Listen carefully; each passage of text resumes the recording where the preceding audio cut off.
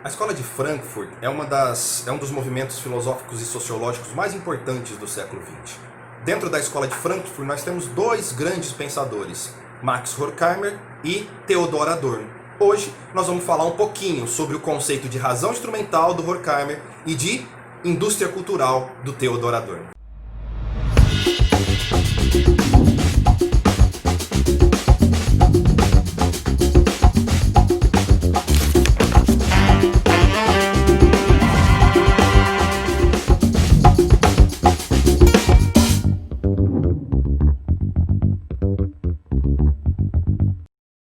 A indústria cultural é um dos capítulos da obra Dialética do Esclarecimento, de 1945, do Adorno e do Horkheimer.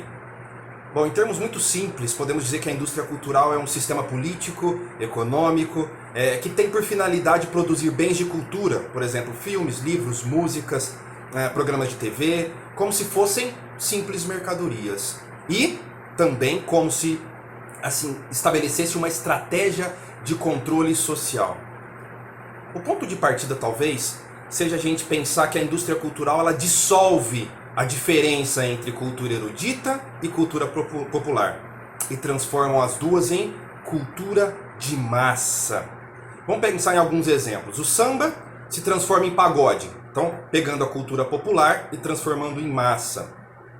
Beethoven é tocado nos caminhões de gás. Mondrian é usado nas vitrines de loja e por aí sucessivamente, não é? Então, a gente tem que pensar numa coisa, isso não significa necessariamente uma democratização da cultura. Ao contrário, inclusive, né? O que interessa aqui para a indústria cultural é a massificação e a vulgarização, tirando as especificidades tanto da cultura popular, por exemplo, a espontaneidade da criação, quanto a especificidade da cultura erudita, por exemplo, o refinamento artístico. Portanto, é um erro a gente acreditar que existe uma democratização da arte por conta da industrialização da cultura. Um segundo aspecto interessante é que a indústria cultural ela valoriza o novo e não a novidade. E essa distinção é muito significativa, né? A gente passa a vida inteira correndo atrás da novidade e o resultado é a alimentação continuada das mesmas relações de poder e das mesmas produções artísticas, culturais e estéticas. Vamos pensar em alguns exemplos. A música que foi hit no carnaval passado, ela tocou exaustivamente aqueles meses, mas hoje ninguém mais ouve falar dela. Ao contrário, por exemplo, de Roda Viva, do Chico Buarque, ou, para a gente ir mais além, de uma sinfonia do próprio Beethoven, do Mozart, do Bach. Ou seja, a música do carnaval ela foi novidade, mas ela foi feita, ela foi construída justamente para ser efêmera, para durar um espaço de tempo muito pequeno. Então, essa diferença entre novo e novidade, eu acho que é relevante para a gente entender como funciona a indústria cultural. E ainda tem um outro aspecto sobre isso, né? Para aumentar as vendas, para vender mais, é preciso seduzir o público consumidor. E para que isso aconteça, a gente não pode fazê-lo refletir demais, a gente não pode perturbar o consumidor em suas convicções, a gente deve devolver com aparência de novo aquilo que ele já sabe. Então aí, é a aparência de novo, ou seja, é a novidade que faz o mercado e a indústria, por exemplo, fonográfica, girarem, ok? Uma pergunta interessante que a gente tem que fazer para nós mesmos. Como a indústria cultural se transforma em mecanismo de dominação política?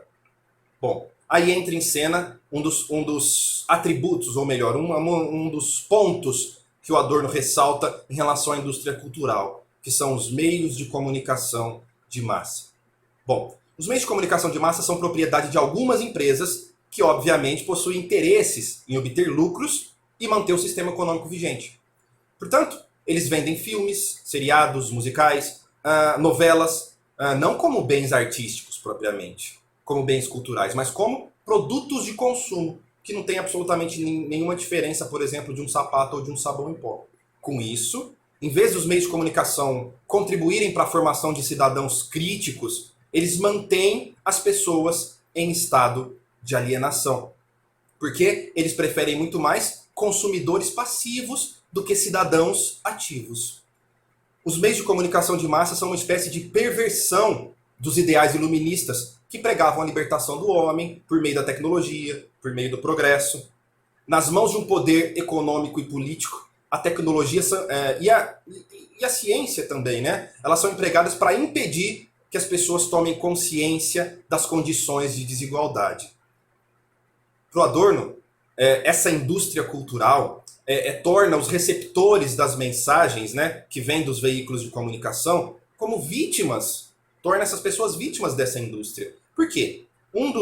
Uma das consequências disso é que as pessoas têm o seu gosto padronizado e são induzidas a consumir produtos de baixa qualidade cultural. Vamos pensar num exemplo simples. Um trabalhador que no seu horário de lazer poderia estar lendo bons livros, ir ao teatro, ir a concertos musicais, tornando-se uma pessoa mais culta, questionadora, uma pessoa mais engajada politicamente, chega em casa exausto pelo dia de trabalho que ele teve. Pensa num trabalhador que acordou às 6 horas, pegou condução, voltou depois às 7 horas da noite, exausto, né? Então o que ele vai fazer? Ele vai ler um bom livro? Ele vai assistir a alguma coisa que possa contribuir para ele se tornar mais crítico? Não. Ele vai sentar, por exemplo, em frente à TV para esquecer os problemas, absorvendo os mesmos valores que predominaram durante a sua jornada de trabalho.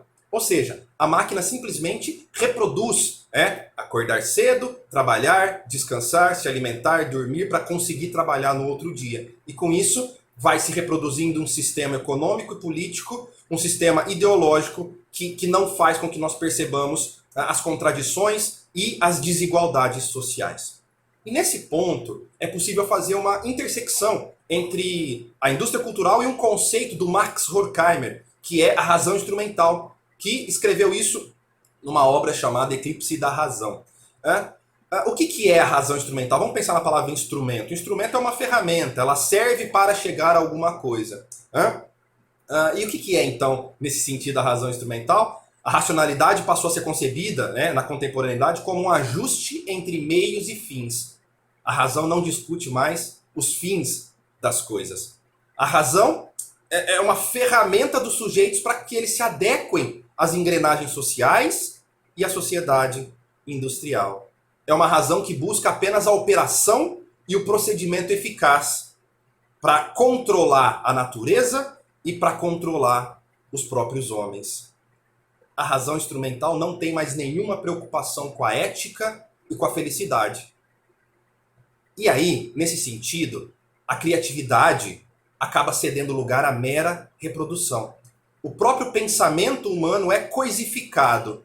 A razão passa a ser para o homem o que o instinto é para o animal. Esta razão instrumental nega a própria subjetividade e nega o próprio homem. E é por meio dessa razão instrumental que a indústria cultural se faz mais... ela tem mais êxito, não? Por quê? Porque em vez de pensar criticamente, o homem utiliza a razão simplesmente para chegar a determinados fins. E esses fins geralmente não são questionados. Inclusive, o tempo de lazer do homem, que poderia ser usado justamente como uma válvula de escape, na verdade também é cooptado tanto pelo capital quanto pela indústria cultural. Invadindo o tempo liberado de trabalho, lembrando, não existe tempo livre no capitalismo contemporâneo, não é? Lembramos? Ele está escrevendo isso em meados do século XX. Não existe tempo livre, apenas tempo liberado. Então, invadindo esse tempo, a indústria cultural determina o lazer e, em confluência com as técnicas publicitárias, ela condiciona os comportamentos, condiciona os desejos, condiciona os valores e a visão de mundo. Então, a diversão e o lazer tornam-se um prolongamento do trabalho e uma maneira do homem ficar de acordo, né? O Adorno diz, divertir-se significa estar de acordo. Nesse contexto, o ser humano desaparece como sujeito autônomo. Desaparece como alguém capaz de refletir sobre a própria existência, sobre as desigualdades, sobre o meio social no qual ele vive. É assim que a indústria cultural exerce controle sobre as consciências. Como resultado, em vez de cidadãos conscientes, nós temos, como eu disse, apenas consumidores passivos. Mesmo as possíveis revoltas, as possíveis fraturas do sistema elas são absorvidas e cooptadas pela indústria cultural e são devolvidas ao consumidor, ao cidadão, como forma de mercadorias. Basta ver, por exemplo, os protestos de 2013, que viraram propagandas de automóveis, ou mesmo os problemas em relação à pandemia do coronavírus, que também foram cooptados pelo capital. Sem contar, por exemplo, as empresas que fazem comerciais sobre a causa LGBT, sobre a causa negra. Ou seja, no fim das contas, o que está em voga não é a preocupação dessa empresa em relação a essas causas sociais importantíssimas, não. Mas elas enxergaram como nicho mercadológico. E o único intuito delas é vender e lucrar mais.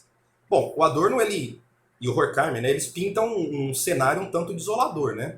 Mas eles oferecem alguma saída? E a resposta é sim. Né? Há duas possibilidades de saída, segundo Adorno. Né? A primeira é a própria filosofia crítica, que pode libertar a consciência humana dessa razão instrumental, justamente porque não procura algo que seja absoluto, eterno, transcendente, não procura identidade, mas se pauta na contradição, na história, na areia movediça das próprias desigualdades e tenta criticar essas desigualdades a partir do contexto histórico.